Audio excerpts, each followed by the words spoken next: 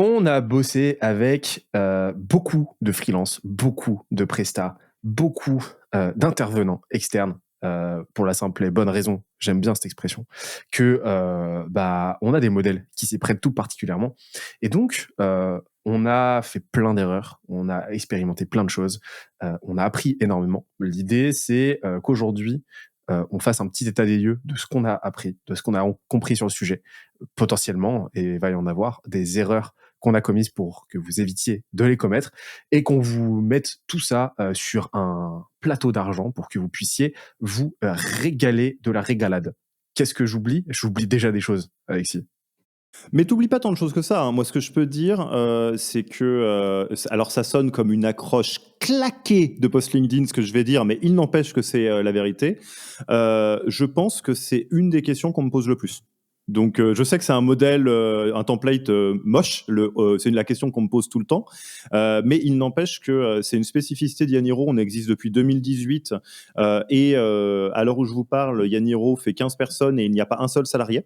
Donc là, le modèle freelance, nous, on l'a expérimenté en long, en large et en travers. Honnêtement, pour le faire fonctionner, ça a coûté un lourd tribut en larmes et en sang, parce que c'est très, très, très difficile de faire fonctionner un modèle comme ça. Mais toujours est-il que à la question comment on bosse bien avec des freelances, sinon des réponses définitives, on a un vécu chez Yaniro. Je sais que c'est le cas chez Scalesia. Et oui, beaucoup de monde m'ont posé la question de comment on fait fonctionner un commercial en freelance, comment on fait fonctionner des gens qui font du delivery, comment est-ce qu'on recrute, est-ce que c'est différent d'un CDI, et plein de réponses à ça. Et je sais que toi aussi. Et plein de très mauvaises expériences aussi qu'on va vous partager. Il va y avoir du dossier là. Ça va faire mal. Avant toute chose... Il y aura des noms, on va donner des noms. Alors, premier freelance blacklisté, ce sera Joël Dupuche. Alors, lui... n'y allez pas, non. On va pas dropper des noms parce qu'on n'est pas comme ça. Non, on n'est pas comme ça. On n'est pas comme ça et qu'on a tous nos casseroles. On a tous nos casseroles, à commencer par nous-mêmes. Donc, l'idée, c'est pas de tirer sur qui que ce soit, à part sur nous-mêmes, parce que on aime bien, mais plutôt d'en tirer des enseignements. Avant toute chose, petite parenthèse youtubienne, parce que c'est la toute première fois qu'on te voit sur la chaîne, Alexis. Parce que là, ça va être publié sur la chaîne, officiellement. Mais oui. Premier épisode tourné en vidéo. Alors, qui es-tu, Masta? Écoute, j'ai envie de dire qu'avant tout, c'est un travail d'équipe. Cet Oscar, c'est pas à moi qui revient, hein. Il revient à tous les gens qui sont mes producteurs, MTV également. Mon producteur. Sean Combs pour ses soirées avec... Ah non, pas du tout. Non, très, très, très, très content. On se lance sur YouTube. Exactement, toujours dans nos cœurs. Toujours dans mon cœur. On va le gagner, ce procès. On va le gagner. Free Didi. Parenthèse, j'ai regardé effectivement le documentaire sur Netflix sur P. Diddy. Deux choses à dire. Première chose, Netflix, vous faites super chier à faire des documentaires de 8 épisodes de 1 heure alors que vous auriez pu faire tenir ça en 1h30. Ça j'en ai plein le dos. Ceci étant, le malade de P. Diddy, effectivement. Le malade mental. Mais bon. Et t'imagines que par rapport à d'autres, il a très peu de moyens. Par rapport... Ah là là, et que visiblement, ce qui le limitait, sa contrainte dans son système, c'était les moyens. Pourtant, il en a des moyens. Ça, c'est dans les trucs moins connus sur P. Diddy, parce que tout le monde connaît la Baby Oil, globalement, au GHB. Si vous savez même pas de quoi je parle, c'est pire que ce que vous pensez. Ce que vous ne saviez pas, c'est qu'il a fait signer des contrats de psychopathe à tous ses artistes, où globalement, tous ces contrats ressemblaient à « t'auras la fame et pas la thune ». Donc tous les gens qu'il a lancés, même quand il bossait avec Notorious Big, quand il bossait avec Cassie avant de lui mettre des tartes, etc., tous ces gens-là touchaient 0 copec parce que tout l'argent allait chez P. Diddy. C'est bien ça. C'est un très très bon modèle. C'est le modèle ouïghour. Si un jour vous avez un contrat de ce type, signez-le. C'est le modèle Spotify de « oh là là, c'est pas chiant les artistes ?» à vouloir de l'argent et tout, là. Mais mec, c'est pas trop bien d'avoir 17 millions d'écoutes par jour payé 0,00001 centime. Bon, ça, c'est l'astérisque, t'inquiète. Exactement. On en reparlera. Exactement. Mais alors, qui es-tu Donc ouais, mais oh là là, tu veux que je me présente? Mais oui, Je mais suis. parce que t'es Mais déjà non, mais venu sur la chaîne. tu me dirais, je suis venu sur la chaîne. Déjà, je suis venu sur la chaîne. On est à l'épisode 47 de Papote, donc il y a plein de gens qui connaissent ma voix, pas forcément ma tête. Et je suis le fondateur de Yaniro. On est une boîte qui fait de son mieux pour essayer de faire mieux. Notre métier, c'est de former les managers. Donc, si vous avez envie d'être meilleur en management, si vous avez envie de faire en sorte que vos managers soient meilleurs, si vous êtes un fondateur d'une boîte de, je sais pas, au moins une vingtaine de personnes, 15 personnes, et vous avez l'impression que vos managers, les gens en dessous, sont nuls, la réponse c'est oui, c'est parce qu'ils le sont. Et donc, formez-les pour ne pas rester là-dedans. Globalement, tout ce qui consiste à déplacer votre budget de vos caisses vers celle de Yaniro, c'est des trucs que je trouve assez sympas. Donc, n'hésitez pas à faire ça. Et le but du jeu, c'est que avec le poteau Benoît, on se retrouve toutes les semaines pour essayer de partager nos apprentissages d'entrepreneurs, parce que on apprend en marchant. C'est tous les deux notre première boîte. Donc, dans l'idée, on vous partage ce qu'on a compris à date pour que, idéalement, vous puissiez avoir l'apprentissage sans la cicatrice, parce que les cicatrices, c'est nous qui les avons. T'as parfaitement résumé le truc. Là, c'est l'épisode 127 d'une très longue lignée qui était à la base en audio. Si vous voulez rattraper, donc à partir de celui-ci, ça sera à la fois en audio et en vidéo, donc dispo sur YouTube et sur toutes les plateformes d'écoute. Si vous voulez rattraper un petit peu tous les bangers en full audio et que vous n'étiez pas au courant que ça existait, le lien est en description. Vous allez accéder à la playlist qui normalement est mise à jour avec tous les épisodes existants et vous en avez pour quelques journées, hein, honnêtement, et ça vous permettra de vous faire un petit état des lieux de l'état de délabrement cérébral dans lequel on se trouve.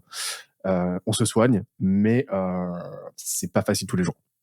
Alors, pour donner envie à ceux qui nous découvrent sur YouTube, top 2 ou 3 des épisodes que tu as préférés, parce qu'il y en a eu plein, hein, des épisodes audio, pour donner un peu de matière à aller chercher. On s'en fait un chacun à tour de rôle.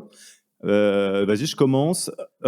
Pourquoi est-ce que Alex Hormozy va faire un burn-out? Donc, je me suis pas présenté en ces termes, mais je suis psychologue de formation avant d'être fondateur de Yaniro. Un psy suisse. Je suis un psy suisse, ouais, j'habite en Suisse, donc je suis un psy suisse. Je vais vous démontrer par A plus B pourquoi Alex Hormozy va faire un burn-out. C'est une question de temps.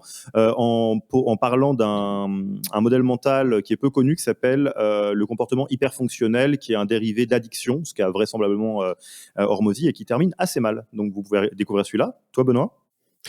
La spirale dynamique avec notre bon Benoît Wojtenka. Épisode très très cool. Très cool, très éclairant.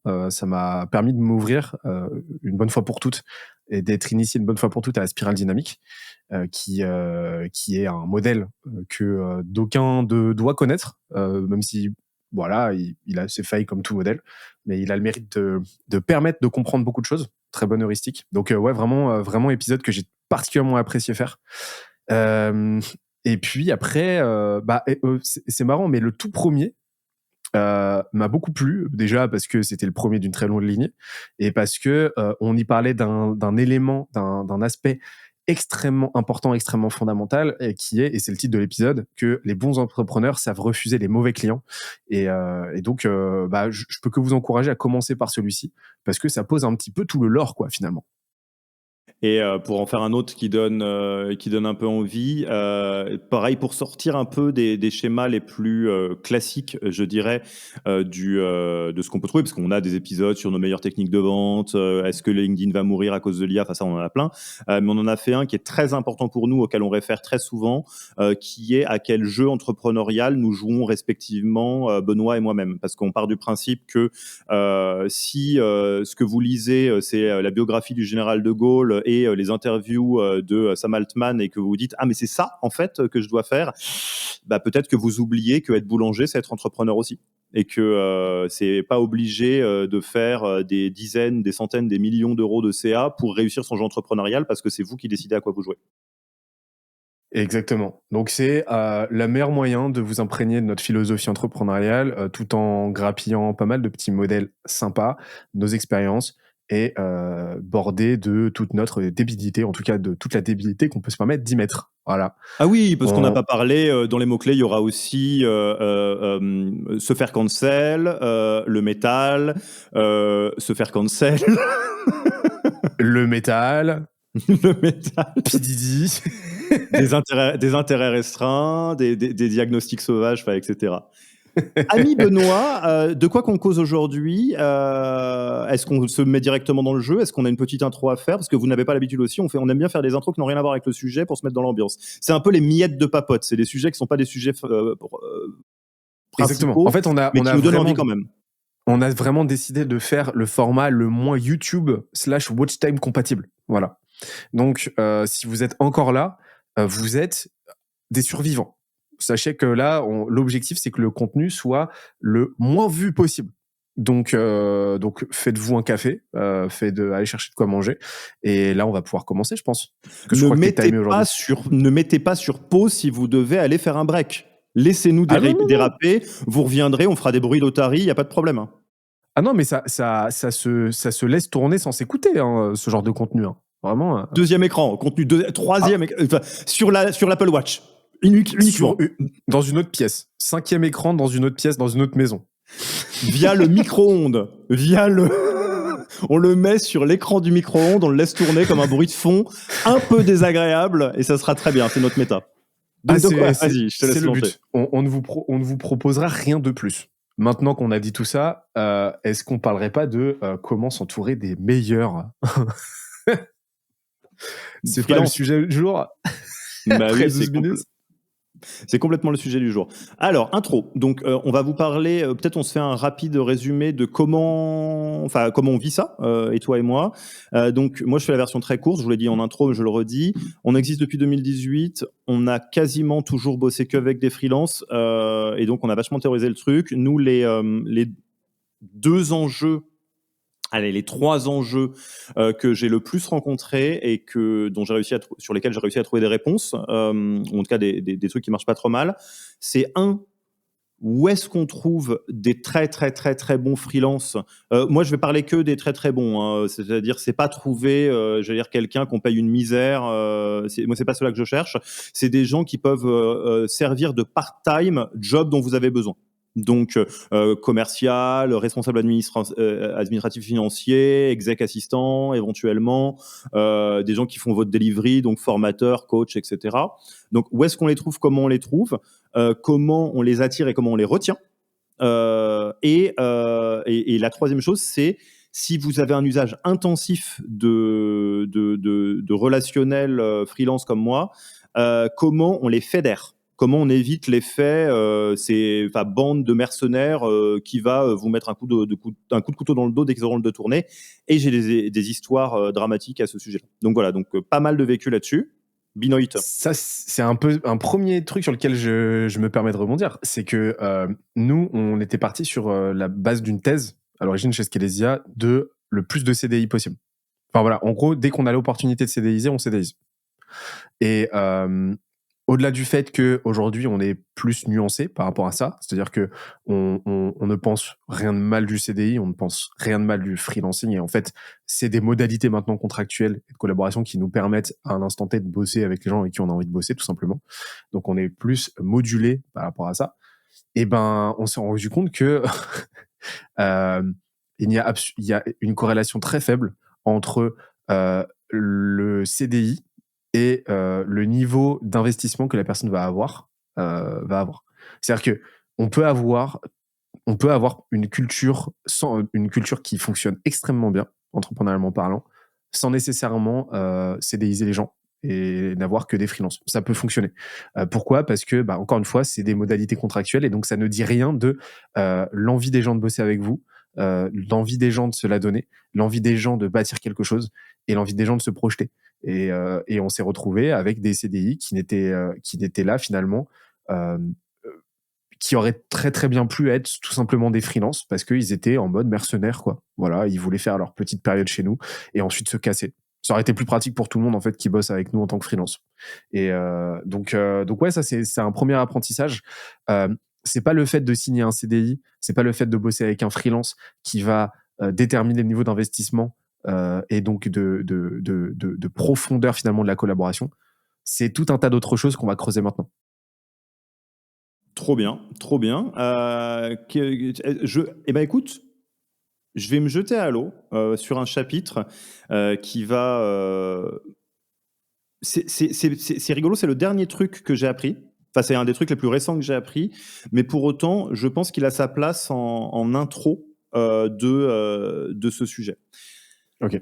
En fait, je vais vous parler de quelles sont les options que vous avez quand vous voulez bosser avec des freelances. Donc, en gros, des personnes qui ne sont pas des CDI.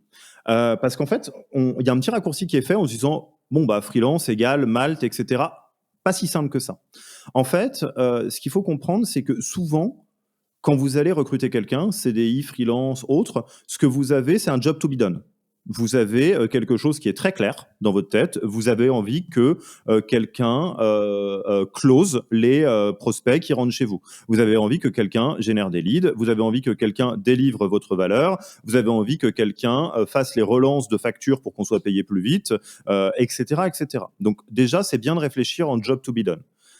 Dans les jobs to be done, vous allez avoir trois catégories, en tout cas que j'ai identifiées, après je serai preneur de voir les tiennes, de solutions qui s'offrent à vous hors CDI.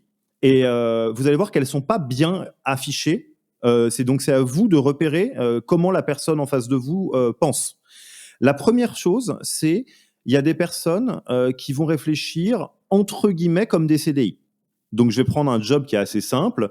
Admettons, vous recrutez un profil BDR, SDR, donc des gens qui sont censés générer du lead par de la prospection à froid. OK. Là, il y a des personnes qui vont réfléchir comme des CDI, donc ça va être des gens qui vont vous dire, voilà, moi je te propose, j'en sais rien, moi 200 balles par jour, et après tu m'utilises dans ton équipe et tu fais ce que tu veux. OK. Ça, c'est une solution que je trouve bien, assez adaptée, qui peut être très pratique sur le long terme.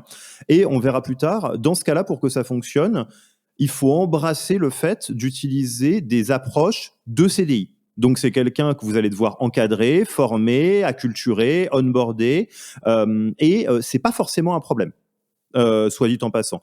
Parce que, en gros, c'est juste un deal de CDI fragmenté, si vous voulez, quelque part. Vous allez avoir une autre catégorie qu'on va appeler les offres packagées. Donc là, par exemple, et c'est si vous avez écouté les anciens papotes, vous le savez, mais je vais le redire pour ceux qui viennent d'arriver. Donc nous, chez Yaniro, on travaille récemment avec Scalesia, et plus précisément l'agence Akiro de Scalesia, pour du cold call. Donc, ce que ça veut dire, c'est que on verse de l'argent à Scalesia tous les mois pour récupérer des leads. Alors, j'ai fait un petit raccourci, mais en gros, il y a un peu de ça. Là, en fait, ce qui est intéressant, c'est que ce que vous achetez, c'est pas du temps. Vous achetez directement l'outcome du job to be done de manière plus ou moins avancée. Donc, si c'est des gens très professionnels, très Hormozy style comme Scalesia, vous allez avoir des gens qui vont se rapprocher d'une responsabilité de résultat. Je vais pas vous décrire comment fonctionne Akiro, je le ferai une autre fois, mais en tout cas, il y a vraiment quelque chose où c'est des gens qui sont interpellés par ce que vous allez avoir. Vous pouvez avoir des versions de gens qui vont vous dire, ah ben s'il y a 0 lead, c'est pas de notre faute, et vous dépensez de l'argent quand même. Bon, ça fait un petit peu chier. Il y a un avantage qui est très intéressant, c'est que vous délocalisez le travail dont je parlais avant, le travail de CDI. C'est-à-dire que le job d'onboarding, de s'assurer qu'il y ait des gens qui soient forts, de s'assurer qu'il y ait des gens qui fassent le taf, qui soient embarqués, bah, quelque part, c'est dans l'offre packagée. Et donc, vous achetez, vous, l'outcome, et vous vous posez pas trop la question. La troisième catégorie, qui est la catégorie et je pense qu'on peut faire des choses très bien avec les deux premières catégories, hein, globalement, ça dépend un peu de quoi et où. La troisième catégorie, c'est la catégorie que je vous conseille d'esquiver vraiment, et je vais être honnête, c'est la moitié des freelances. C'est les gens qui sont une patte dans chaque catégorie et qui prennent le moins bon de chaque catégorie. Donc ça va être ce commercial qui va vous dire non mais moi je suis pas vraiment BDR SDR, je fais pas vraiment le travail relou dans la tranchée de venir le faire à votre place. Ce que je vais faire, c'est que je vais faire déjà un audit qui va prendre des semaines, puis après je vais vous expliquer comment faire, je vais le faire un petit peu, et tout ça pour un prix qui est en général 2 à 3 fois supérieur en termes de taux jour homme à la première version, et souvent beaucoup moins simple et beaucoup moins engageant sur les résultats que l'offre packagée. Ça, c'est plein de freelance. Pour être honnête, pour moi, c'est des gens qui sont en phase de se faire rattraper par un marché au bout d'un moment, parce qu'en fait, ils vont se faire dégommer en termes d'offres et de demandes par les deux premières offres, si elles sont un peu bien packagées. Et ça, c'est des gens que vous allez trouver sur des marchés qui sont peu matures. Tu vois, par exemple, sur le ghostwriting, LinkedIn, à la grande époque, c'était ça. Vous allez avoir des ghostwriters qui vont plus ou moins vous dire « Ouais, bah moi, c'est 500 balles le poste. Il marche ou il marche pas, je m'en branle. » Je ne fais rien à moins d'un retainer de 6 mois et un audit de toute ta stratégie. Alors que après, va y avoir des gens qui vont peut-être juste être des personnes qui vont écrire pour vous pour un taux journalier qui est fixé, ou des gens qui vont vous dire, bah moi, je te fixe, j'en sais rien moi, 500 000 de reach par mois pour tant. Donc voilà un petit peu les 3 catégories. Qu'est-ce que tu en penses? Bah, j'en pense que c'est fondamental d'être au clair sur toi, ce que tu mets sur la table. En termes d'argent, bon, ça, c'est la base. Hein. Euh, tendanciellement, c'est une corrélation. Plus tu vas vouloir de la compétence et de l'expérience, plus tu vas devoir être en mesure de payer cher. Mais pas que. Parce que il faut aussi être au clair sur ce que tu vas donner, les ressources que tu vas donner à l'intervenant, à la personne, sur lesquelles elle va pouvoir s'appuyer. Quelle est la maturité de tes process? Quelle est la maturité de ton existant? Pourquoi? Parce que c'est ça qui va déterminer aussi très fortement le profil que tu vas chercher et les modalités de la collaboration. C'est-à-dire que typiquement, un process qui est très très bien ficelé chez Scalesia, le process de setting. Donc on a des setters chez Scalesia qui s'occupent de gérer nos conversations et ainsi de suite sur les réseaux. C'est très bien ficelé. On a des process au cordeau. On n'a absolument pas besoin de qui que ce soit d'autre que de profils qui sont prêts à venir nous donner de leur temps pour dérouler nos process. Par contre, sur un sujet qu'on maîtrise beaucoup moins bien, donc typiquement le montage, personne chez nous ne sait le faire. On n'a pas vocation à monter en compétence sur le montage de notre côté, on va se contenter de le produire et de l'éditorialiser. On est prêt à payer quelqu'un pour travailler au forfait et lui déléguer non pas seulement la production, mais aussi la compétence en tant que telle, et donc les process. Et donc ça va déterminer, pour moi, c'est vraiment la question primordiale à se poser, qui va déterminer derrière, finalement, quel profil on va chercher et quelle modalité contractuelle et de collaboration on va prioriser. Ouais, 100%. Et effectivement, si on doit faire la version simple là-dessus, pour pré-écrire la missive, si vous avez quelque chose en place, idéalement, prenez des gens pour faire le taf que vous savez va fonctionner. Si vous avez quelque chose qui est un peu en friche, oui, éventuellement, bosser avec quelqu'un d'ultra compétent pour mettre en place cette partie-là. T'as eu des expériences dans les 3, toi? De bosser avec offre, freelance, vraiment mentalité CDI et freelance, un peu le pied entre deux chaises? Ouais, complètement. Complètement. Et d'ailleurs, T'as pas relevé le pied petit, entre deux chaises? Normalement, je me fais fumer pour des choses pareilles. c'est ton joker du jour.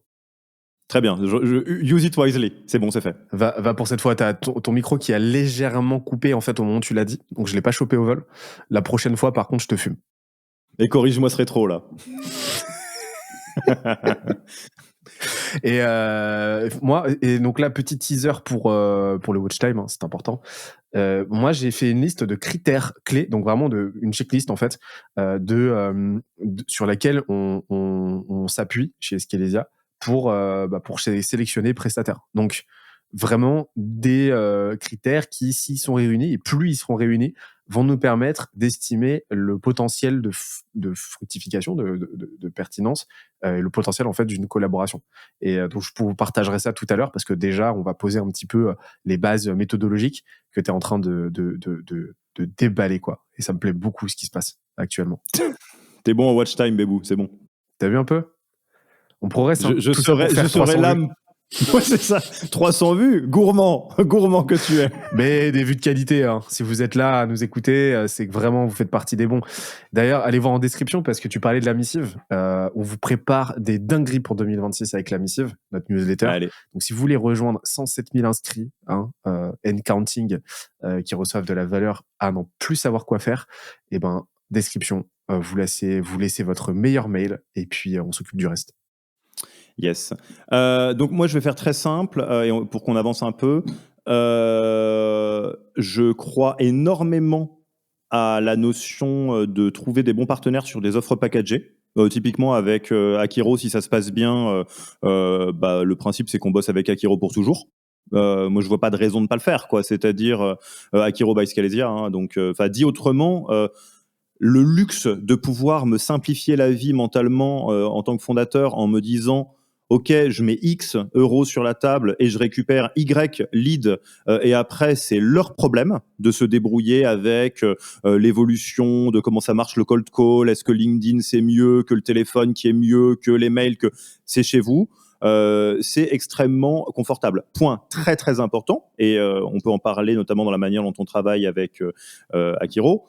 Tu l'as dit, ne tombez jamais dans le piège de la paresse du client. C'est-à-dire, vous dites surtout pas, allez, c'est bon, j'ai acheté une offre qui est ultra packagée, ils savent quoi faire, je les laisse se débrouiller. Ça, c'est vraiment peut-être un hack absolu dans la manière de bien travailler avec des profils freelance. Et je vais le dire comme ça. Moi, c'est vraiment comme ça. Et je l'ai signifié, comme tu le sais, aux équipes Akiro. Essayez systématiquement d'être le meilleur client que le freelance n'a jamais eu. Et vous allez voir que le karma va vous le rendre au centuple.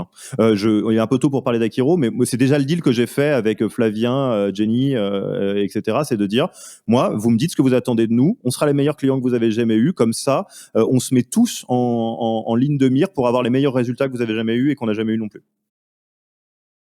Ouais, complètement. Et on en revient aux fondamentaux hein, d'une bonne collaboration. Hein. C'est ce que j'appelle l'équation de l'upsell. Ce qui va permettre à une collaboration de fructifier dans le temps. Et donc, qui va vous permettre de garder vos clients, mais qui va permettre à vos clients de vous garder. C'est la maximisation de 3 variables qui se multiplient entre elles. Premièrement, c'est la satisfaction. Satisfaction, c'est quoi? C'est les résultats que vous générez de par votre collaboration, ce que vous faites ensemble. Voilà. Est-ce que ça génère du résultat? De quelle nature? Est-ce que c'est en quantité suffisante? Est-ce que c'est les résultats conformes à ce qui était attendu? Et est-ce que vous êtes en mesure de l'intelligibiliser, de le visualiser? Deuxièmement, la deuxième variable, donc on peut le multiplier, hein, c'est satisfaction fois la relation. Donc la qualité de la relation humaine finalement, donc l'attachement, la tâche émotionnelle que vous allez créer avec l'interlocuteur, donc le collaborateur. Donc ça, c'est super important. Comment est-ce qu'on le fait? Par la fréquence des échanges, multiplié là aussi par, donc des parenthèses, multiplié par la qualité de ces échanges. Donc d'où l'importance de vraiment mettre en place des rituels réguliers d'échange d'informations, mais aussi de socialisation. C'est super, super important. Et dernier point, la dernière variable, c'est la projection. Toujours avoir un coup d'avance sur le plan d'action. Donc toujours savoir ce qu'on va faire ensuite, tout simplement. Finalement, avoir une roadmap, une feuille de route qui est non seulement rédigée, matérialisée, mais qui est conscientisée, verbalisée et ratifiée par les deux parties, pour constamment avoir un fil conducteur qui rend continue la collaboration et qui ne la fait jamais se confronter au fait de ok, au point de concrètement maintenant qu'est-ce qu'on fait. Donc cette variable de cette équation de l'upsell là, satisfaction fois relation fois projection, elle est ultra utile commercialement parlant pour garder ses propres clients, mais c'est aussi quelque chose que vous allez pouvoir utiliser pour jauger, de sorte à jauger en fait la qualité des collaborations que vous avez avec vos propres prestataires et voir si eux résolvent finalement cette équation à votre rencontre ou pas. Et ça vous permettra de prendre une meilleure décision par la suite. Et ça vous permet aussi de voir un petit peu ce qu'ils ont prévu avant même de signer, pour vous assurer que potentiellement demain ça le fasse, quoi. Yes. Donc on passe maintenant sur où est-ce qu'on les trouve, comment on les recrute, comment on les identifie, comment on avance, quoi? Ah moi je m'en remets à toi. De toute façon, moi j'ai juste préparé ma petite checklist et sinon je viens polluer ton exposé. Donc c'est tout ce que je ferai aujourd'hui. Pour le dwell time. Nous, de toute façon, on va arriver très vite sur la liste. Donc on va faire simple. J'ai l'impression des fois quand je partage cette approche à des gens quand ils me posent la question comme justement que je leur annonce à la fois l'équation unificatrice de toute la physique et la chimie mondiale et l'humanité et en même temps une grande banalité. C'est la raison numéro 1 pour laquelle vous avez du mal à trouver des bons freelances, c'est que vous prenez le premier que vous trouvez par terre. Je peux pas dire mieux que ça. Et c'est vraiment. Mais non, mais c'est vrai. Tu vois un mec, il dort sous une voiture et tu le récupères et puis tu dis vas-y, est-ce que tu veux être mon setter, tu vois. La première personne qui va faire du SEO le jour où vous dites j'aimerais bien faire du SEO, vous allez dire bon bah écoute, ça sera lui ou ça sera elle, etc. Alors, on va pas faire ça, mais du tout. Ça c'est débile. C'est une très. Et après vous dites ah non, ça se passe pas. Et puis pire, vous faites une généralité. Vous bossez avec effectivement un punk à chien ou à furet à 8-6 du SEO et après ça se passe mal et vous en déduisez non mais on a essayé le SEO c'est de la merde, ça marche pas pour nous. Bon ok, c'est pas ça qu'il faut faire. Donc qu'est-ce qu'on va faire? On va prendre un framework qui marche très bien. C'est un framework de recrutement. Bah voilà, vous allez faire exactement ce que vous feriez pour des CDI avec des freelances. Vous allez voir que ça va leur faire drôle, mais qu'à la fin vous aurez des gens mortels. Donc, et c'est là où on va retomber sur ta checklist. Ma reco, c'est de lire. Si vous pouvez le bouquin, si vous pouvez pas, un résumé de la méthode Who de Geoff Smart. Je vais pas faire un truc. Je savais vers où t'allais. Mais évidemment, c'est un basique de chez basique. Si c'est assez bon pour des énormes boîtes, ça sera assez bon pour nous. Hein. Petit point pour les amoureux du recrutement, les recruteurs en recrutement. La méthode Who n'est pas la meilleure méthode. Pas du tout. Il y a des problèmes, elle a été débunkée depuis, mais elle a le mérite d'être ultra simple, ultra accessible et actionnable. Donc en gros, ce qui est au cœur de la méthode Who, et c'est là où on va tomber sur tes critères, c'est la notion de scorecard. C'est que quand vous recrutez quelqu'un, CDI ou freelance, vous faites une petite liste de la mission qui va être fixée, les objectifs qui doivent être matérialisés pour que le job to be done soit bien fait, les compétences, donc savoir, savoir-faire, savoir-être, que vous estimez essentielles pour cocher ces cases-là, sans en faire non plus une usine à gaz, et les manières d'évaluer aussi bien que possible ces compétences-là. Donc, ce que ça veut dire, c'est que, par exemple, nous, quand on recrute des profils account exécutive, on sait qu'on a besoin de quelqu'un qui soit à l'aise avec la vente complexe parce qu'on a des cycles de vente qui peuvent être assez longs, des rebonds de commanditaires, etc. Donc, on va simplifier la vie. On veut dire quelqu'un qui a les qualités relationnelles et de finesse, d'intelligence sociale pour mener à bien des ventes complexes et pas juste un acharné qui close après le premier rendez-vous. Et une manière d'évaluer ça, pour pas non plus prendre trop la tête, ça va être de faire des proxys.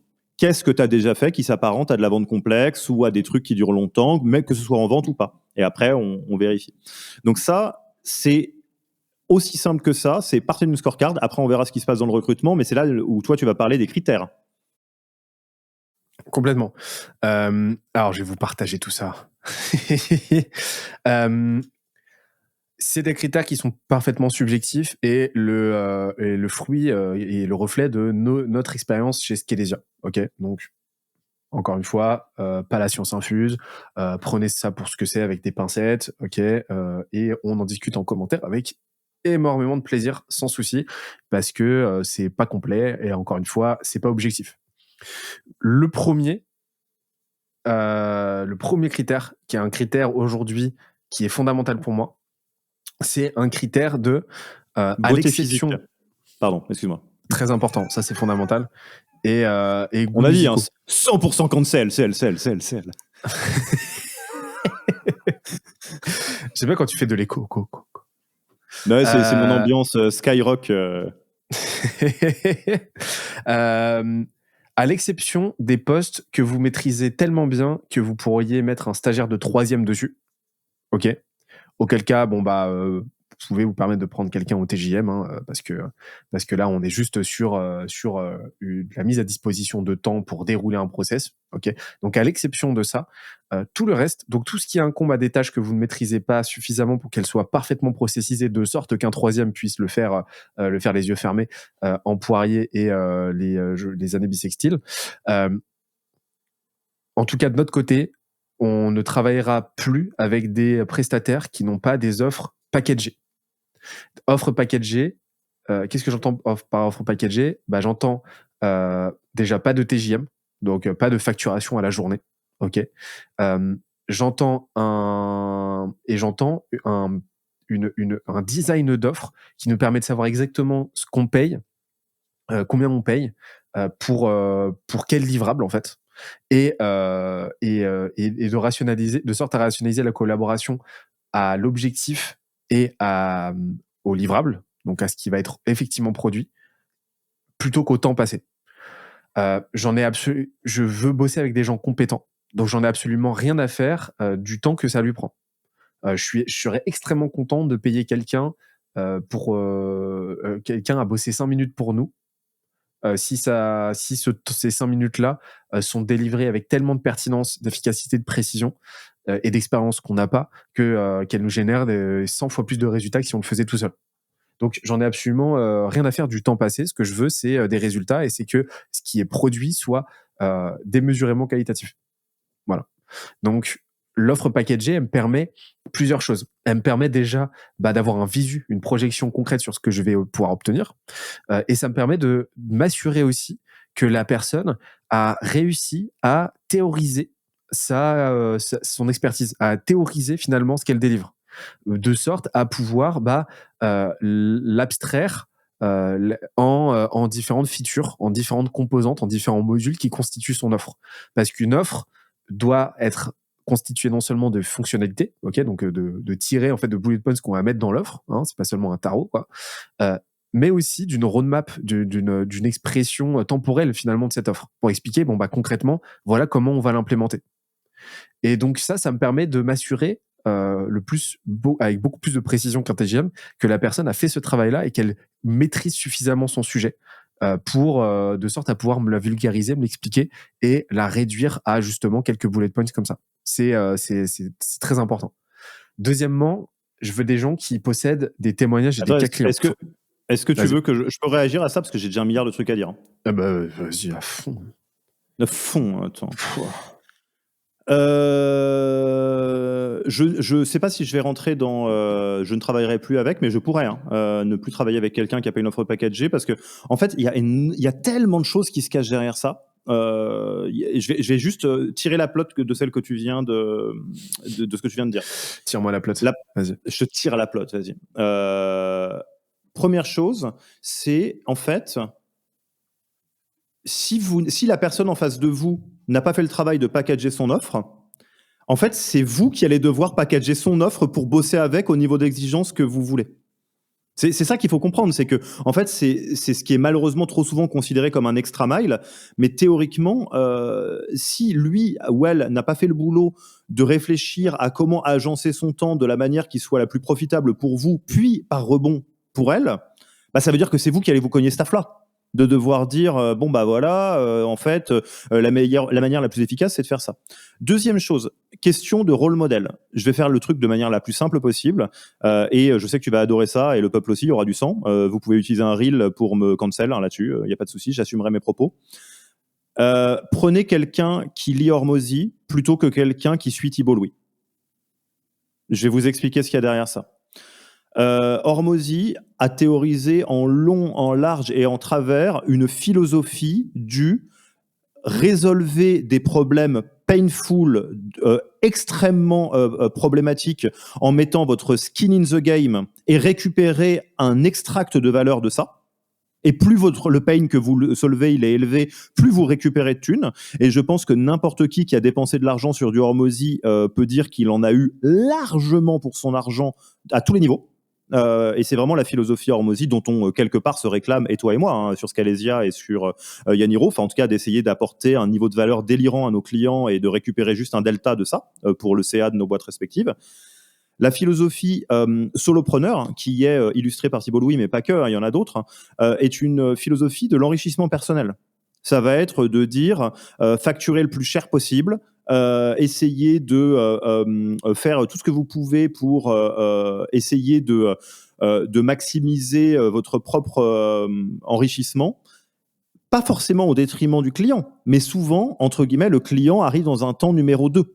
Et donc, ce que ça veut dire, c'est que je pense à ça parce que j'ai déjà bossé avec des ghostwriters qui effectivement me disaient, et je sais d'où venait un peu cette école de pensée. Non, mais moi, tu vois, typiquement un truc qu'on m'a déjà sorti, mais qui m'a montré. Là, pour le coup, c'était quelqu'un qui avait mal compris Thibault Louis en plus, hein, parce que Thibault est quand même fort dans ce qu'il fait. C'était quelqu'un qui me disait non, je vais pas t'envoyer une proposition commerciale. C'est à toi de décider maintenant si tu veux bosser avec moi parce que je travaille pas gratuitement. Je dis bah attends mon canard, enfin l'appel d'offres, l'avant-vente, c'est le jeu, tu vois. Enfin je veux dire, tu ne peux pas facturer chacune des heures que tu produis, c'est pas comme ça que ça fonctionne. Et là j'en viens à la raison pour laquelle toute offre packagée, ouais vas-y. Et puis surtout, si tu veux pas te faire chier à faire des devis personnalisés, mais justement package ton offre en fait, comme ça tu la présentes directement pendant tout bolos, call. voilà, c'est ça. C'est un distributeur de pèse, tu l'achètes pas, c'est la vie quoi. Je vais te faire payer mes lacunes systémiques quant à mon offre. Voilà. Tout à fait, avec grand et ça me fait un gros plaisir. Et tu vas me dire merci. Et là, c'est là où j'en viens au point sur le fait que je déteste, à part dans les cas que tu as décrits en fait, c'est un profil un peu CDI et c'est quelqu'un que tu mets dans tes process à toi, je déteste l'idée du TJM. Parce qu'en fait, c'est un désalignement d'intérêts qui est quasiment systématique. C'est-à-dire qu'à partir du moment où quelqu'un vous facture au TJM, son intérêt à lui, c'est que ça dure le plus longtemps possible. Et dans pas mal de cas de figure, votre intérêt à vous, c'est soit que le problème soit résolu vite, soit qu'il soit résolu de manière efficace. Alors que là, il y a un vrai incentive à résoudre les trucs de manière inefficace. C'est ce qui fait que souvent, tu as des audits, des machins, des bidules et qu'on charge la mule. Et ce désalignement d'intérêt, moi, il me saoule. Je trouve que c'est une très mauvaise manière de travailler, qui est très répandue, hein, mais très mauvaise. Petite parenthèse, à mon avis, elle est répandue parce que elle a été popularisée par des mondes dans lesquels l'argent est en excès. C'est-à-dire McKinsey facture des énormes boîtes à plusieurs milliers d'euros le jour homme et met des jours hommes en veux-tu en voilà, parce que de toute façon, aucune des boîtes concernées n'est en manque de cash. Donc écoute, il y a un peu d'argent, un peu plus, un peu moins, quoi. Et que ces boîtes-là, en plus, fonctionnent non pas sur une logique d'investissement, retour sur investissement, mais dans une logique de ligne budgétaire qui vont être amenées qui vont se faire élaguer la tronche si elles ne sont pas claquées d'une année à l'autre. Exactement. Oui, donc oui, c'est pire que ça. C'est presque une bonne nouvelle de pouvoir dépenser pas mal d'argent, parce que comme ça, on en aura l'année prochaine. Exactement. Et donc on joue pas dans la même ligne ni avec les mêmes règles du jeu. Alors qu'une bonne offre packagée, mon job to be done, moi j'ai envie qu'il y ait 100 000 de reach par semaine sur LinkedIn, je te vends ça, et comment je me démerde, parce que je suis un professionnel et que je me skin in the game, très différent. Donc deuxième critère, mais celui-là il est ultra important, quoi. Exactement. Deuxième critère ensuite, est-ce qu'il y a une existence de témoignage ou de cas client? Et là, ce qui est cool, hein, c'est que vous pouvez prendre tous ces critères que je vous liste et les mettre à votre vous-même business pour savoir si vous êtes dans les clous ou pas et si vous êtes vous-même un bon prestataire. Mais est-ce qu'il y a une mise en avant de témoignages, de cas clients, de résultats concrets chiffrés qui permettent de matérialiser concrètement que l'offre packagée là précédemment citée et détaillée, elle porte ses fruits. Okay. Bête de comptable, source, trust me bro. Non mais voilà, ça c'est absolument fondamental. Miroir de la même chose, parce que j'ai déjà utilisé ça, je pense au comptable, on a changé de comptable, ça nous a changé la vie. Une technique que j'utilise pour augmenter le vivier, parce qu'on va voir qu'on va fonctionner en vivier, c'est quand j'ai des gens qui ont des business qui tournent très bien, j'hésite jamais à leur demander qui sont leurs prestats miracles. Hein. Le comptable qu'on utilise vient du copain Jérémy Coleman et c'est un bonheur absolu. Et le nombre le vol de prestataires, vous avez pas idée hein. à quel point c'est pratique. Voler les prestataires à vos copains. J'ai envie de monter un groupe de reprise d'architectes et de l'appeler Expert Comptables. Tu n'auras aucun rire. T'as soufflé du nez. C'est bon, c'est tout ce qu'il me fallait. Dans LoL, je reste avec Artus. Hein. Je suis en finale avec Artus. Non, tu rigoles parce qu'elle est. Oh non, putain, Artus dans LoL. Je demande d'avoir ça. J'adorerais voir ça. Il est déjà dans LoL. Mais non, ça, j'ai loupé la saison où il est. Je suis presque sûr de ça. Je suis sûr à 80%. Eh ben, je vais me binge-watcher ça alors. Impossible que je joue que ça. Il est drôle, hein, comme gars. Il est exceptionnel. Troisième critère, vient challenger. N'est pas un yes man ou une yes woman. Le principe même sur lequel repose votre nécessité à aller vous faire accompagner par des gens, des prestataires, c'est qu'il y a une asymétrie théorique de maîtrise du sujet, d'information, de connaissances, d'expérience entre vous et eux, et lui, par définition. Donc, partant de ce principe-là, si effectivement il y a une asymétrie, vous allez dire des dingueries, vous allez dire des conneries, vous allez manquer de précision, vous allez faire des contresens sans même vous en rendre compte, parce qu'il y a plein de trucs que vous ne savez pas que vous ne savez pas. Donc, partant de ce principe-là, un call pendant lequel vous vous retrouvez face à quelqu'un qui est à 100% d'accord avec vous, qui ne vient jamais vous corriger, qui ne vient jamais vous apporter de compléments d'information ou vous dire que concrètement, là, vous allez nulle part et que vous n'avez juste pas compris le sujet, le tout en étant poli, etc. Hein, c'est pas, voilà, mais qui, en gros, ne vient pas vous challenger en vous posant des questions auxquelles vous n'aviez pas pensé, auxquelles vous n'avez pas les réponses, qui ne vient pas corriger des croyances que vous aviez, ne pas mettre en lumière des zones d'ombre dans votre bagage de connaissances sur le sujet et ainsi de suite. En gros, que vous ne sentez pas dans l'échange qu'il y a un monde de maîtrise entre vous et lui, et ben c'est le symptôme de deux trucs. Soit que de deux troubles. Soit que la personne, effectivement, le trouble bipolaire. Exactement. Ne contraste pas tant que ça, finalement, quant à votre niveau de compétence et de maîtrise du sujet. Donc, à partir de là, absolument aucun intérêt à travailler avec cette personne. Ou alors, qui a un cruel manque de caractère de son côté. Et vous avez besoin de gens qui ont suffisamment de caractère, suffisamment de personnalité, suffisamment de légitimité, qui s'arrogent cette légitimité-là pour pouvoir vous mettre face à vos incohérences. Vous avez besoin de ça. Parce que sinon, vous allez vous retrouver justement dans la collaboration avec un yes man ou une yes woman, quelle qu'en soit la raison, quelle qu'en soit la cause, qui va aller sciemment dans le mur avec vous. Et vous voulez pas de ça. Petite technique, dans cette technique, la plupart du temps, en tout cas de mon expérience, les gens qui font ça vous donnent l'impression quasiment de faire de l'anti-vente. C'est des gens qui vont quasiment vous donner l'impression de non mais ça vous l'avez mis en place, ah ouais non c'est pas sûr, ça si on le fait comme ça non je pense que ça marchera pas. En fait c'est des gens qui vous donnent l'impression qu'ils en ont rien à foutre de vous closer ou pas, parce que dans la plupart des cas c'est le cas. C'est-à-dire que les très très très bons freelances, en fait, il y a un tel déséquilibre entre l'offre et la demande que les très bons freelances en ont rien à foutre de vous la plupart du temps. Il manque pas d'opportunités. Il manque pas d'opportunités. En fait, quand on réfléchit en termes de est-ce que c'est dur quand on est excellent de remplir 200 jours ouvrés par an? C'est débilement simple. Donc en fait, c'est des gens qui vont se dire, moi j'y vais que si je suis sûr de faire de la magie. Et par exemple, pour manifester ça, donc moi je suis une page de pub géante pour Scalesia dedans. Hein. Alors on verra dans les prochains épisodes si ça délivre suffisamment, parce que je ferai aussi une page de non pub géante au milieu si vous faites de la merde évidemment. Mais j'y crois pas du tout. Un des premiers trucs sur lequel Flavien est rentré quand on a parlé de l'hypothèse de faire du cold call, il a dit alors attendez, je sais que vous avez largement l'habitude des leads inbound, vous savez qu'on ne peut pas du tout closer des leads outbound comme des leads inbound et qu'il faut le système de closing qui va avec, éventuellement l'offre qui va avec, et que moi j'ai pas envie qu'on se lance dans une affaire où on vous ramène 10, 20 leads par mois mais que vous les closez pas et qu'après vous soyez ultra deg quoi.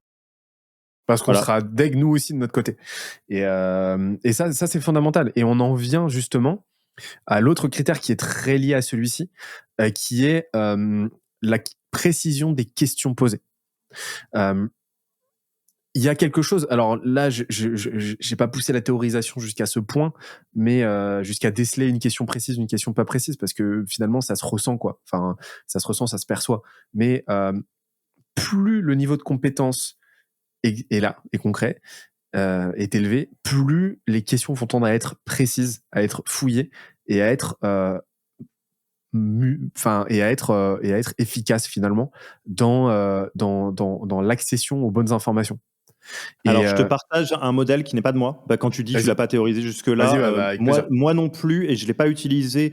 Alors, petit point, dans Papote, on se positionne jamais comme donneur de leçons ou partageur de savoir, parce qu'en fait, on est en train d'apprendre en même temps que vous. On vous donne juste là où on en est. Et donc là, c'est un très bon exemple de quelque chose que j'ai pas pu expérimenter, mais je le mets dans ce Papote parce que je sais que ça me restera en tête dans les années à venir. Ce que disait Hormozy, pour le coup, que je trouvais très malin et que j'ai juste pas assez gardé en tête, c'est les meilleures questions, enfin les gens qui posent les meilleures questions sont toujours des questions outcome driven. C'est-à-dire que c'est des gens qui gardent en tête qu'à la fin du fin, le job to be done, il sert généralement soit à générer du CA, soit à économiser des dépenses. Et donc, effectivement, un responsable admin financier qui a compris que si vous voulez encaisser plus vite, décaisser plus tard, c'était juste pour avoir des meilleures marges mensuelles, ou pardon, une meilleure gestion de cash flow, elle devrait être capable, cette personne-là, directement de vous poser des questions à ce niveau-là. Ok, donc en fait, on fait ça pour l'optimisation du cash flow. Est-ce que vous aviez pensé à ça? Est-ce que vous avez pensé à ça, etc. Quoi. De la Ouais, même complètement. manière que un mauvais BDR va juste vous dire, moi je génère des rendez-vous 1 et après s'ils sont nuls, c'est de ta faute. Alors qu'un bon prestat sur ce niveau-là va dire attends, vu qu'à la fin, ce qui t'intéresse, soit c'est de closer des clients de qualité, on va s'assurer que toute la chaîne tient, quoi. Dans la même lignée pour reprendre ça, je sais que c'est quelque chose dont Hormozy a déjà parlé plusieurs fois. C'est la notion d'exhaustivité, de précision du tracking. Et ça, c'est un vrai truc que j'ai observé de mon côté. Plus la personne va être compétente, plus elle va tendre à être précise, exhaustive et systémique dans l'appréhension de ses performances et dans la mesure de ses métriques. Plus elle va traquer des métriques en quantité et en qualité parce qu'elle sait les analyser. Et donc, un critère qu'on a, c'est est-ce que la personne est en mesure de me présenter une méthode cohérente, théorisée, systémique dans la mesure de ses performances pour le rattacher effectivement à des outcomes in fine. C'est-à-dire, est-ce qu'elle est en mesure de m'expliquer quelle métrique et combien elle va traquer, à quoi chacune de ces métriques sert, comment elles s'imbriquent entre elles, et ce qui se passe et pourquoi, comment expliquer la présence d'une lacune dans telle ou telle métrique. Voilà. Donc, Tu sais donc que je viens ouais, d'avoir une illumination là, que je te dis-moi. partage. Euh, Tu sais que c'est ce que je viens de dire, notamment sur le côté systémique et pas voir par un tout petit bout du prisme et donc être capable de le connecter aux outcomes de manière très dézoomée.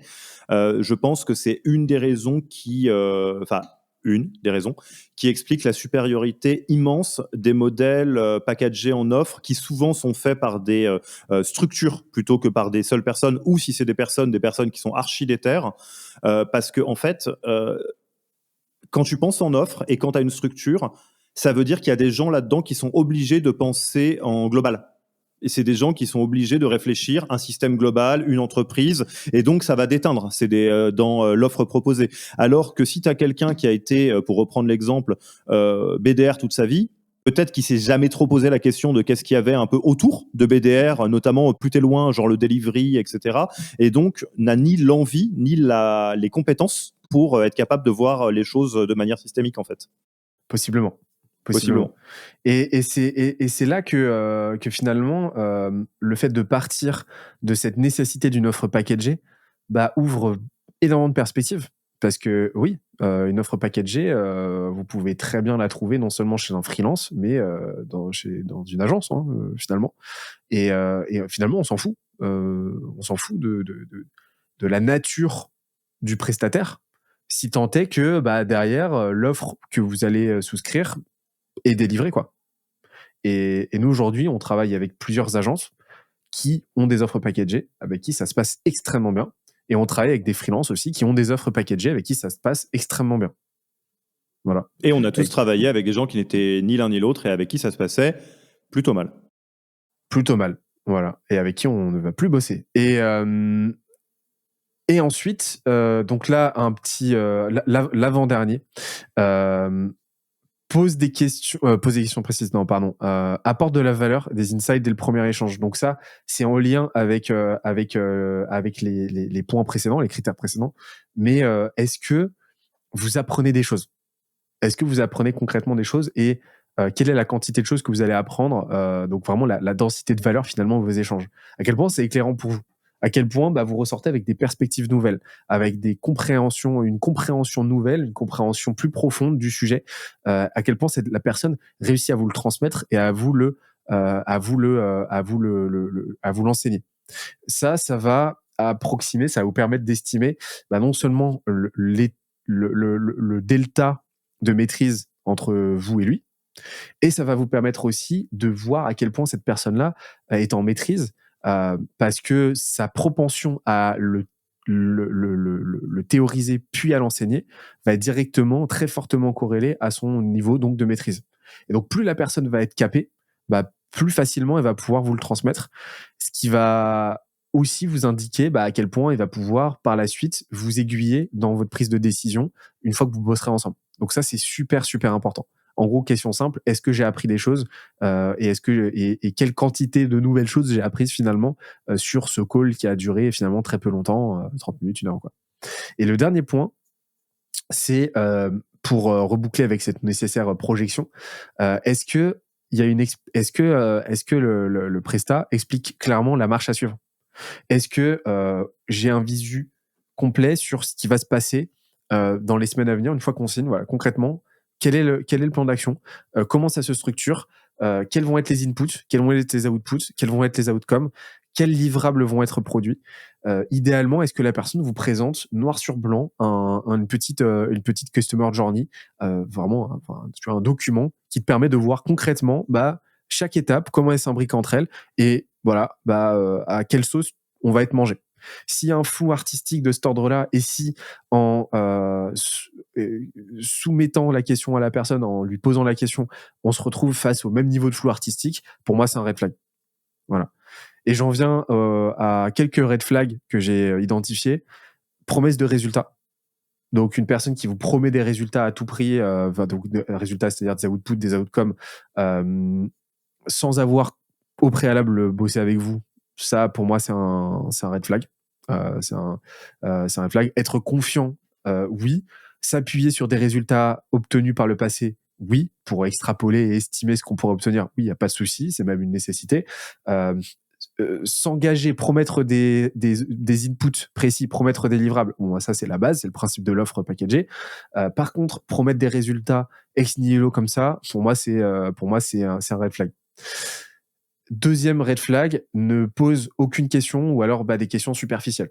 Le principe de toute phase de vente et le principe justement d'une collaboration fructueuse, c'est déjà de faire état d'une asymétrie d'information et d'une asymétrie de connaissances et de maîtrise.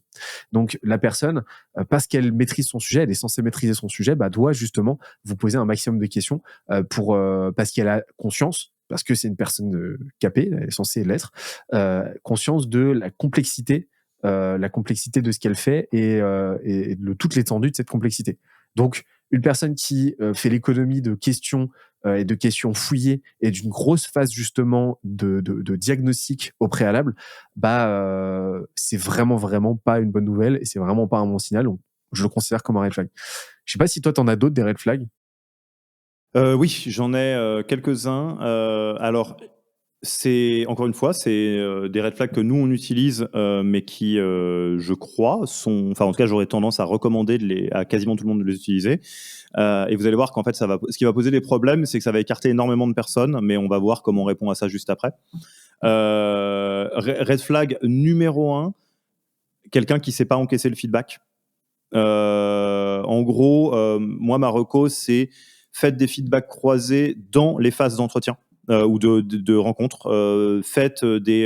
Demandez des retours, faites des retours et regardez comment la personne réagit, ou l'agence si c'est une agence. Est-ce que la personne est en train de réagir de manière extrêmement touchée émotionnellement, menton qui tremble, yeux un peu brumeux. Enfin bon, évidemment, si vous avez dit quelque chose qui était structuré, faites pas des feedbacks de gros bourrins, mais là, pour moi, c'est un red flag immense parce que c'est quelqu'un avec lequel ça va être très dur de travailler en amélioration continue ou en retour au fur et à mesure. L'inverse est vrai. Moi, je vous donne un red flag qui marche dans tous les entretiens d'embauche. D'embauche, on se comprend, ou en tout cas les parcours de rencontre. Si je fais un retour que j'estime structuré, utile pour la collaboration, qui est relativement bien ficelé, et que en gros la personne en face de moi m'explique que j'ai mal compris, pour moi, c'est un red flag absolu. C'est-à-dire, on peut discuter, on peut essayer d'avancer, mais la seule bonne réponse à un feedback, je suis assez dur là-dessus. Soyons très clairs, j'ai un niveau de tolérance que je me fixe qui est bas là-dessus. C'est la seule bonne réponse à un feedback, c'est je prends note et éventuellement j'ouvre une conversation dans les deux sens, pas juste un gros tunnel pour m'expliquer que j'avais tort, sur des éléments complémentaires que j'ai pas vus qui viennent éclairer la situation différemment. Genre, ah ok, je prends note, je vois que ça t'inquiète, etc. Alors par contre, j'en avais pas encore parlé, mais on va faire ça. Est-ce que tu penses que ça répond à ça, etc., etc. Pourquoi pas? Ça, il y a pas de souci. On n'est pas des tyrans non plus. Ça, c'est mes principaux red flags. Ok.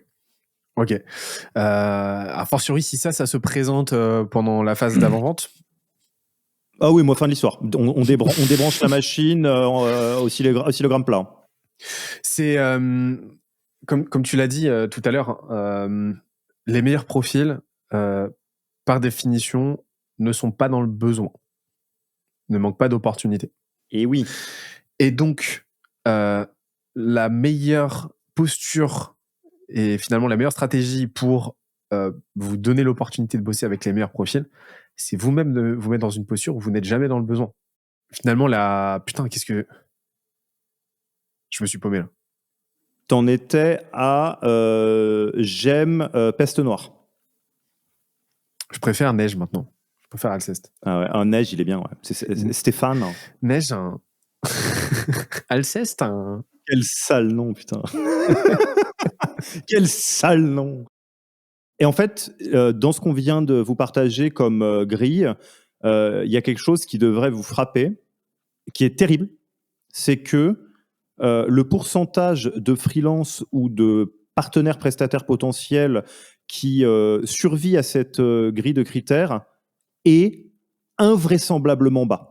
C'est-à-dire que, honnêtement, si on est sur 10% et encore 5%, c'est le max, quoi. C'est-à-dire que, un peu comme si vous vous trimballez dans un supermarché avec Yuka et vous allez dire, mais en fait, mais tout est rouge, tout est nul, à part l'eau minérale et la pomme. Ah bah non, pas la pomme, parce qu'en fait, elle a des pesticides. Bah, la réponse, c'est oui. C'est-à-dire que le junk dans l'offre qui est proposée est immense.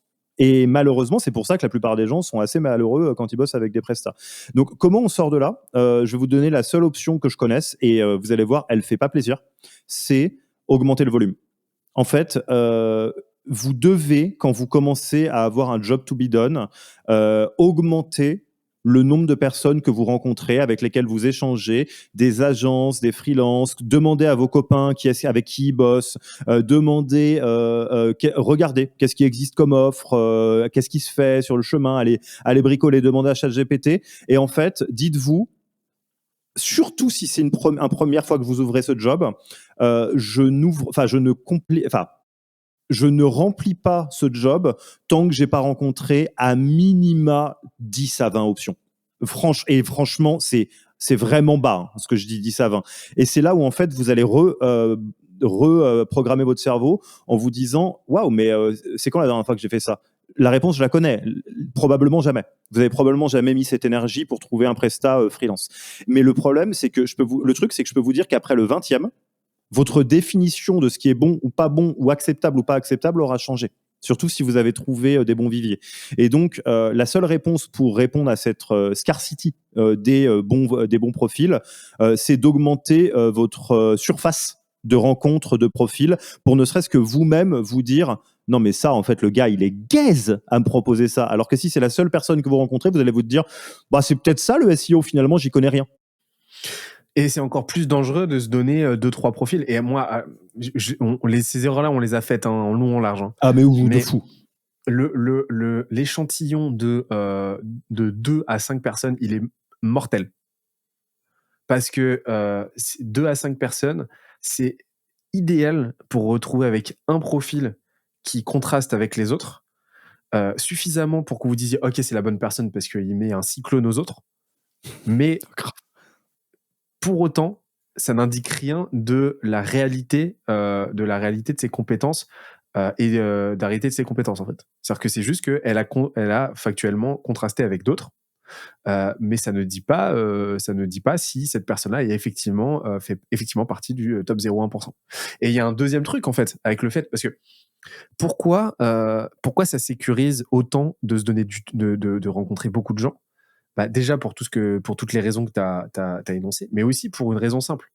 Une autre raison qui est que, bah, mécaniquement, le fait de rencontrer beaucoup de profils, et ben, ça va vous prendre du temps. Donc ça va vous faire rentrer dans un processus chronophage. Donc vraiment, ça va transformer votre phase de recrutement, heu, va le faire passer d'un ordre de grandeur en semaines à un ordre de grandeur potentiellement en mois. Et donc ça va vous permettre de corréler votre timing avec celui, bah, du top 1% avec lequel vous avez envie de travailler. Parce que eux, ils ont du temps. Parce que justement, les opportunités, ils en ont. Et donc, ça va vous permettre finalement de vous aligner par rapport à ça et finalement de vous retrouver, vous laisser une chance de travailler avec des gens, bah, qui eux vont prendre le time, quoi. C'est-à-dire que, bah, quelqu'un qui n'est pas dans le besoin, il aura absolument aucun intérêt à signer vite avec vous. Parce que lui, son sujet, c'est pas comment est-ce que je trouve rapidement un nouveau client, c'est comment est-ce que je trouve le meilleur client possible. Parce que je fais partie du top 0,1%, donc je veux bosser avec le top 0,1% des clients. Et donc pour ça, je vais prendre le temps. On va se laisser l'opportunité de faire plusieurs calls et ainsi de suite. Et donc, vous ne signerez jamais un top 0,1%, ou alors faut un alignement des planètes, mais partez du principe que vous ne signerez jamais avec un top 0,1% dans n'importe quel domaine en un call comme ça. Parce que lui ne Et voudrait pas. j'ai un mot de la fin qui va vous désespérer. Mais je vous jure que ça va vous désespérer, mais je suis obligé et je me dois de vous dire ça. Il y a très très très très très très très très très peu de chances que vous le trouviez sur Malte ou Upwork, c'est de la merde, ces plateformes-là.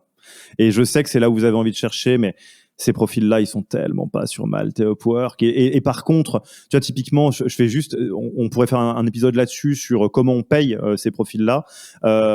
Typiquement, moi, je ne compte pas les discussions très désagréables que j'ai eues avec des profils Malte, Upwork sur des prix, des choses. Et ce qui n'est pas une question, du coup, quand tu es dans des offres packagées, parce que c'est eux qui ont fait le travail de benchmark de voir à quel moment le prix est acceptable pour un marché. Et en fait, le nombre de fois où il y a un espèce de raisonnement circulaire qui se passe, où il y a quelqu'un qui va me dire ah bah moi je fais rien à moins de 700 jours hommes. Et je lui dis mais attends, mais 700 jours hommes, tu te rends compte de ce que ça fait si tu mets un ratio CDI machin, même en prenant le risque, enfin même en mettant tous les multiplicateurs de partout. Et après, je lui dis mais d'où il sort en fait ce ratio-là avec ton niveau d'expérience? Ah bah c'est le ratio moyen de Malte. Oui non mais d'accord, mais vous êtes mignon. Vous êtes en train de regarder les prix affichés d'un NFT en disant bah du coup mon NFT il vaut tant. Non non, ça c'est le prix que tout le monde a affiché. Si personne l'achète, ça veut rien dire quoi. Et ne vous faites pas avoir les tarifs présentés sur Malte, Upwork, etc. Et attention, hein, soyons clairs, nous on essaye de payer ultra bien. Donc c'est pour ça que je suis au fait de ces trucs-là. C'est des prix qui sont déconnectés de la réalité parce que c'est des prix maximales de la prestation la plus élevée que la personne peut faire, non négociée pour un truc genre one shot. Donc vous, quand vous recevez, vous retrouvez à présenter, à proposer une offre, je sais pas, 5 jours semaine, en admettant que c'est un profil que vous voulez avoir, un peu comme ce que tu disais en stagiaire de troisième, ça sera pas ce prix-là. Clairement. Clairement. Et donc, on en revient toujours à la même chose. Hein. À quel point vous êtes au clair sur ce dont vous avez besoin, à quel point la personne en face est au clair sur ce qu'elle peut vous délivrer, et vous, bah, quel volume d'input, quel volume de travail vous êtes prêt à aligner. L'exactitude n'aime pas la précipitation. Et donc, partez du principe que si vous voulez être exact dans votre recrutement, vous allez devoir y passer le temps et y mettre les efforts. C'est tout. Ou alors, si vous n'avez pas envie de vous embêter, mettez en place des process de zinzin. Donc ça va vous obliger à vous. Voilà, si vous n'aimez pas recruter, c'est simple. La solution, c'est de dégrossir le sujet de votre côté en interne, de faire les répétitions suffisamment pour le théoriser vous-même, et puis vous mettez en place des process de zinzin avec tous les playbooks qu'il faut, etc. pour au final recruter des gens qui n'auront pas besoin d'être expérimentés dans le sujet. Vous aurez juste besoin de gens suffisamment fonctionnels pour pouvoir dérouler vos process. C'est un autre type de travail, c'est une autre approche. Mais qui peut être potentiellement alternative à tout ce qu'on a détaillé. Après, j'ai du mal à voir une boîte qui tourne à 100% là-dessus. Parce qu'au bout d'un moment, ça va nécessiter de votre part de monter en compétence suffisamment sur tellement de sujets que vous risquez de vous y perdre. Ouais. C'était un beau papote encore, hein? C'est toujours des beaux papotes. Et toujours, non, il y en a des mots. Ah bon? Celui où tu parlais de ton amour pour le Rassemblement national, il m'a fait de la peine. C'est parce que t'es pas encore éveillé. Ah, c'est vrai. J'ai pas compris encore. J'ai pas compris. On va importer le leftist business chez. Petit. Parce qu'il faut bien le dire. Ah oui. Exactement ce que j'allais dire. Pour mot de la fin, si vous êtes arrivé jusque-là et que vous nous découvrez là, nous sommes deux immenses gauchos et on ne manquera pas d'en reparler à d'autres épisodes. Un petit mot de la fin, Benoît? Quel serait un mot de la fin adapté pour ce bel épisode? Il y en a beaucoup des mots. Tu sais, moi j'aime beaucoup les mots, donc. Le mot de la fin sera